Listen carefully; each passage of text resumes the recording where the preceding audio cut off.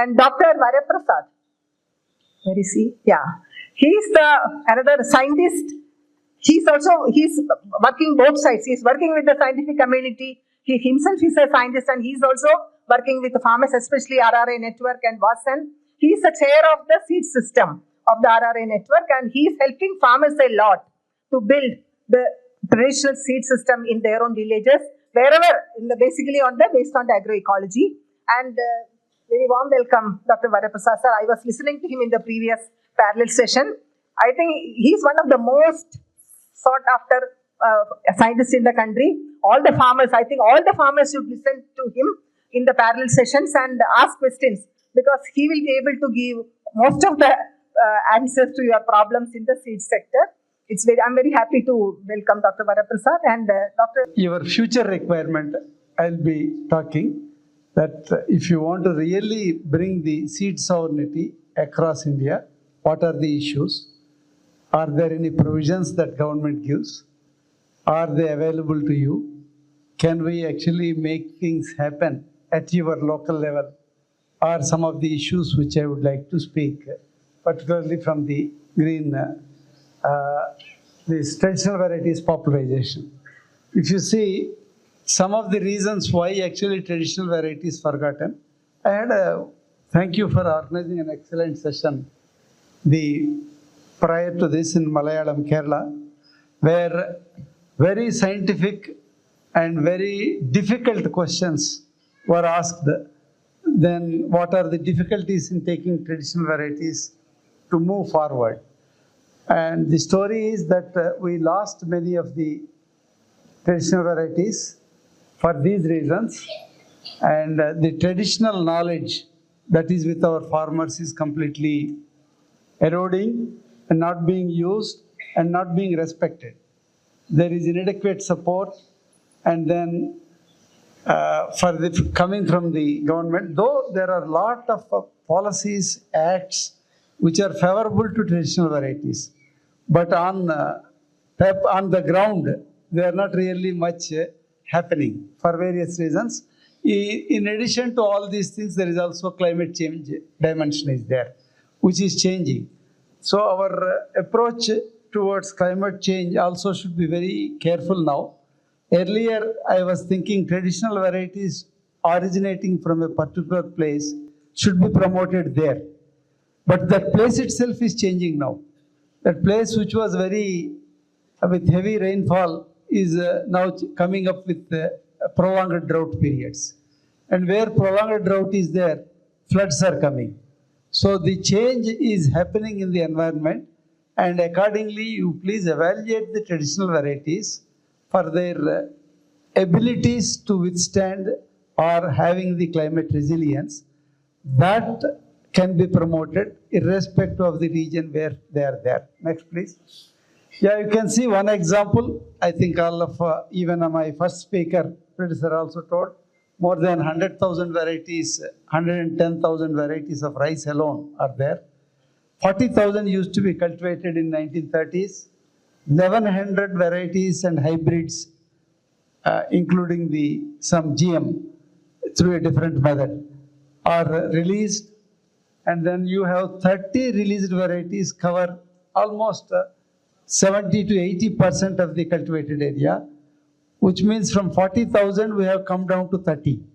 And one variety alone covers about 20%, BPT 5204. So this way, we are reducing and losing the diversity. So that is why the topic is extremely important, that we should conserve and also use and also promote and also give sovereignty to the farmers so that they need not depend on others for the seed. Next, please. So there are some interesting questions which I try to answer. Some of you may agree, disagree. You can always discuss. Are they resilient to both climate and pests? Are they nutritionally dense in quality and quantity? The answer is yes. So these are missing in the released varieties. That's why I asked this question. While we actually promoted the yield, we lost the quality. Quality in terms of not only the minerals, vitamins, and other proteins, this quality, but also the quantity of those minerals is reduced and almost nil. There was a publication about 50 varieties of rice released, almost nothing except carbohydrates there. So we are losing actually the food value from them. Are the TVs and released varieties mutually exclusive? I said no, because diversity is the nature's law. It's not that you will not find India even after 50 years completely cultivating only traditional varieties. There will be some released varieties. Released varieties did not come from the sky. They were developed from the traditional varieties only. So last 30 years, 40 years back, what was collected and a simple selection process, they released varieties. Such varieties will live for long. Then the NMNF, are TVs better than RVs? Maybe some, selected 10. After evaluation, we will come to know. So that is why the evaluation is extremely important region-wise and also the stress-wise also. Which stress the plant or the crop is facing. Do they perform always better in the NF? Yeah, not necessarily, but mostly the traditional varieties perform better in natural farming compared to the chemical farming. So if you are doing natural farming, you only select the traditional varieties. That is the general rule. Selected TVs perform in the entire India. Some yes, exceptionally, but mostly they are region specific, ecosystem specific. In only particular areas they perform much better compared to. So the release of the varieties for the entire India for 3-4 states is no more going to be acceptable. That's where you need to change too many varieties. If you follow the traditional varieties of that region, definitely it will stay for longer. And existing evidence, is there existing evidence to invest in traditional varieties? Ample evidence is there, but no much investments are coming. So this is another thing. Next, some more, can TVs replace food secure? These people, what the government is unable to move forward because there is a threat from the scientific community that if you try to promote too much traditional varieties, India will become food insecure because they are low yielders, there will not be there, hence there will be a problem there. Is food security threatened by, even now, hardly you tell me what is food security now. Even very recently only fruits and vegetables are included in food security. Otherwise it is only grains and mostly rice and wheat. And rice and wheat where it is coming? Maximum 4 to 5 states. So we have so many other states where more than 45% people are still using the traditional variety seeds.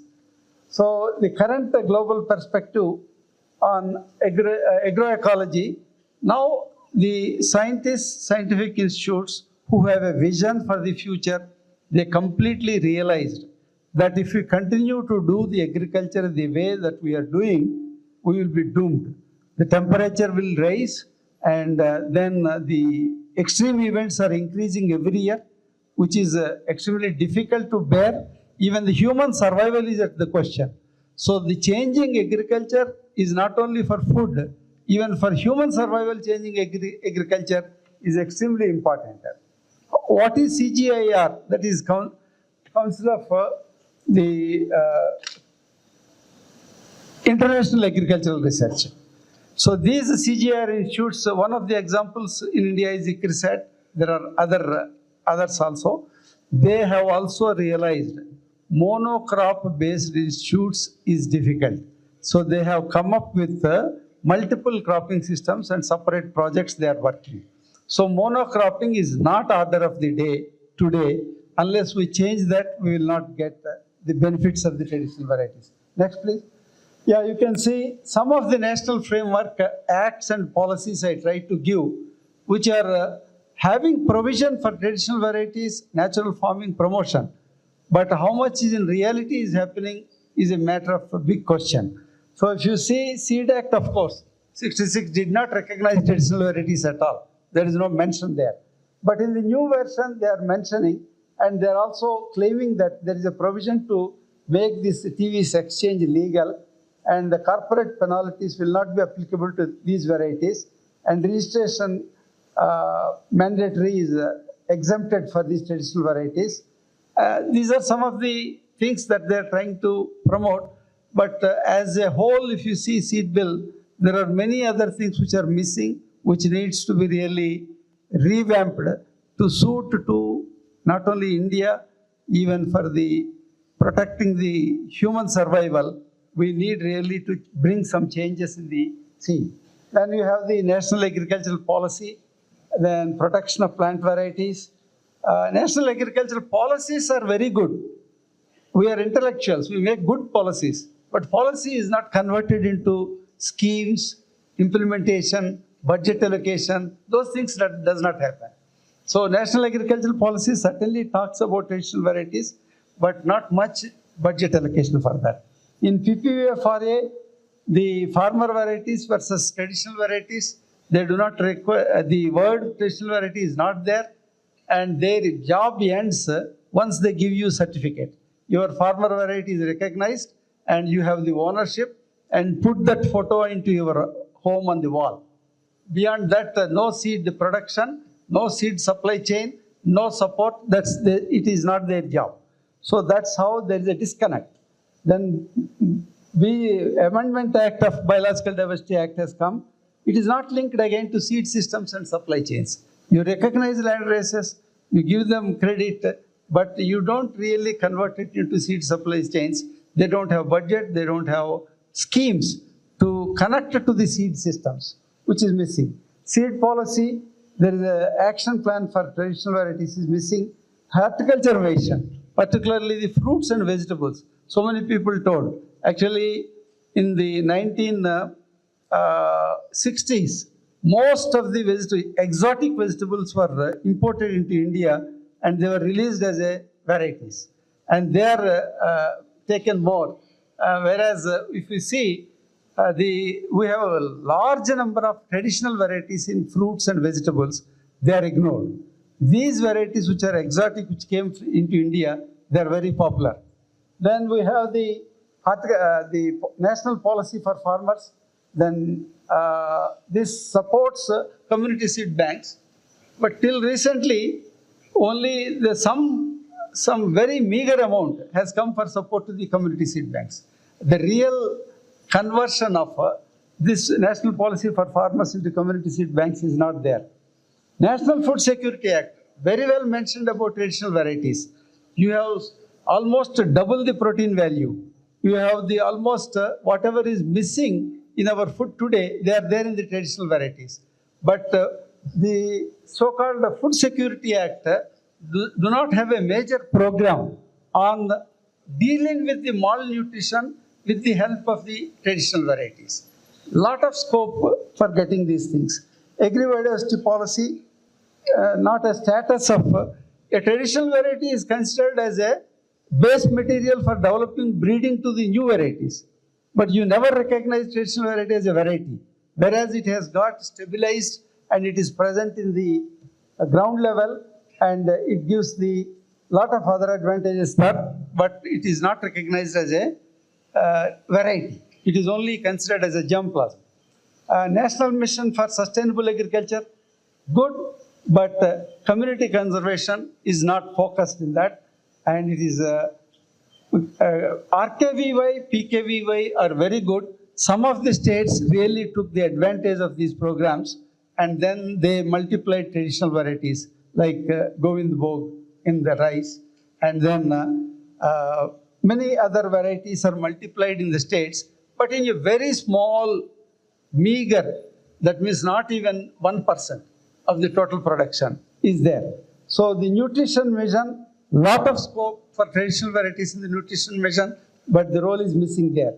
And the seed quality standards is a major thing which people oppose, government oppose, and community seed standards are well developed, and a good example from Odisha is there, where they have done it, and 4 land races they have released by considering the community perceptions on seed qualities. Next, please.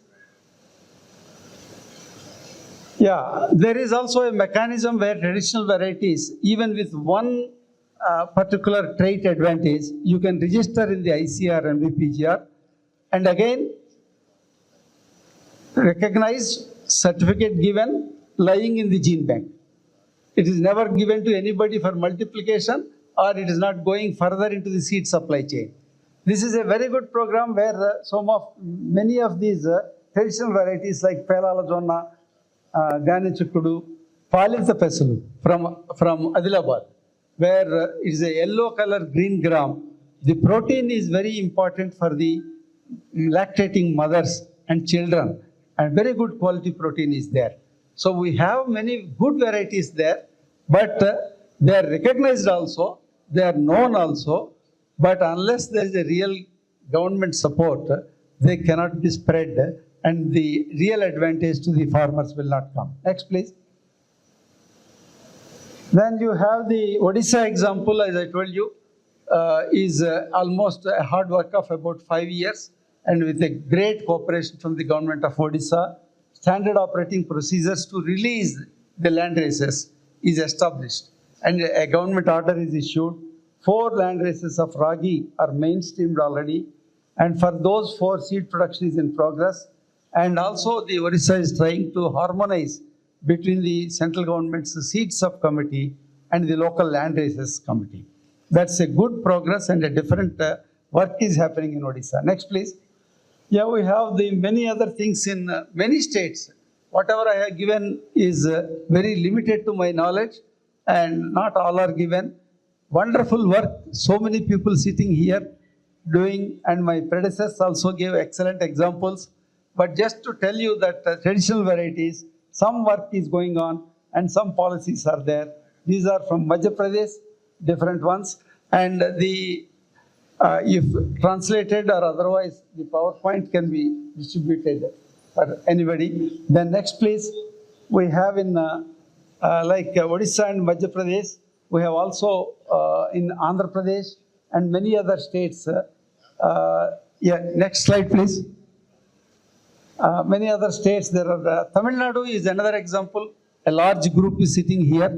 Excellent work is going on in traditional varieties, but still try to compare the total volume of what is happening, how much you are able to make difference is little because of the lack of budget provisions. Without bothering for the budget, people have taken a lot of initiatives, but the best thing that happened is in Tamil Nadu, the state government gave a budget for traditional varieties to push in 2,000 acres. That's a good beginning. I hope it will become a practice, and also with increased budget and increased area. Organic policy is there, and the sustainable dryland agriculture is also another thing. Some of the new initiatives are there from Tamil Nadu, which are worth copying by the other states. Next, please.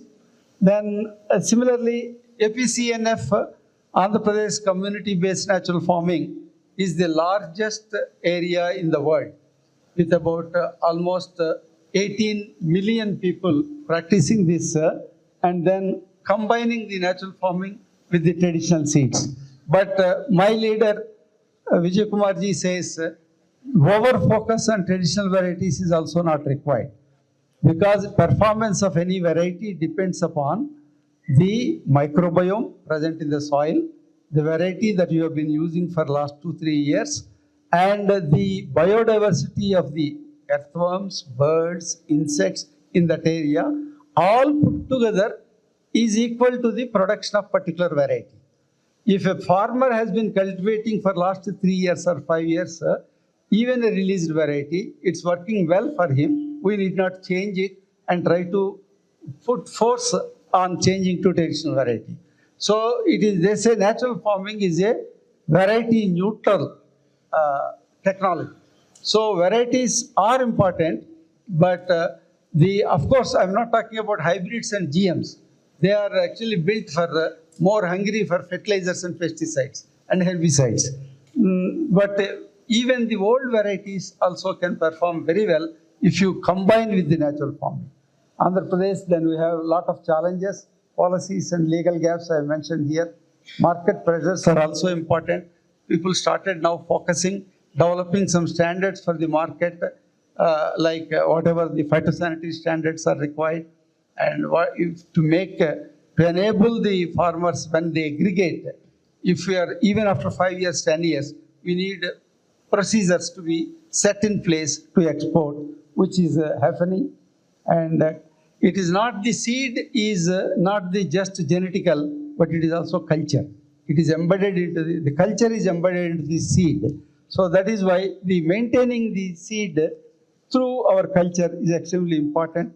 Vulnerability is there. Of course, a lot of fragmentation, so many institutes, more than 80 or 85 institutes are there in ICR for different crops, different things. CJR has got a monocrop, we are also in the same boat. Though there is one integrated farming systems institute, but real polycropping, which is important for the natural farming, we don't have much research, not much investment. The natural farming combined with the traditional varieties, which needs to be done. Next, please. There are some key takeaways from this current situation. Can I have next slide, please? Yeah.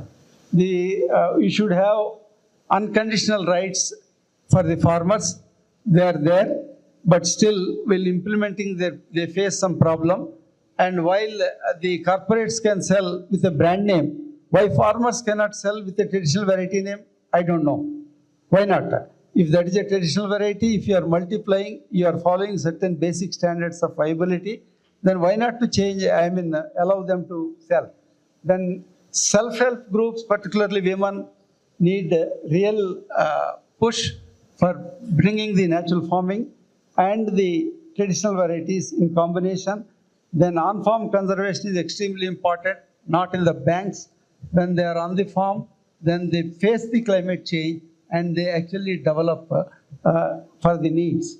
Then we have the traditional millets, pulses are getting very less attention. They cannot be grown separately. They have to be the part of the polycropping. Then only things will happen. Then you have to state seed heritage commissions can be established to promote these things. And procurement, what happening in Odisha can happen in many other states. If there is a procurement, there is a easy to sell. That's how the rice and wheat became popular. The easy crop, easy to sell. So can you may facilitate other polycrops coming into the market, easy to sell for them. Next, please. I think I have come to the end. Seeds are not just biological or genetical material. They are the memory of agriculture, identity of communities, and the foundation of this sovereignty. The seed sovereignty achieving, I think we should get it. Thank you. Thank you very much. Thank you, Dr. Varaprasad. His presentation was actually, I think, need more time. I think because there is no shortage of time, we have to start the next session. People are ready. It's going to be a very interesting half an hour on the Konduru story, which Samita will be facilitating. But I want to just conclude that I think as the last slide, it is not a commodity for us. It is not a commodity for us. But for the seed companies and to also to a certain extent for the government, they see it as a commodity because it's an input for them. But for us, it is a living thing. It's a living thing and it is we are connected to it in many ways. So that I think we have to carry back in our kind of work.